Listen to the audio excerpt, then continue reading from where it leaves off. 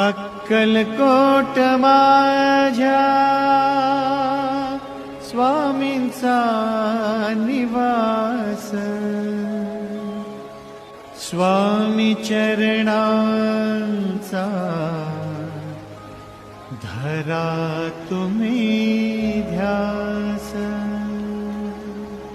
जारे जारे सारे स्वामी दर्शनाला, जारे जारे सारे स्वामी दर्शनाला, गुरु माऊलीला भेटायाला, गुरु माऊलीला भेटायाला।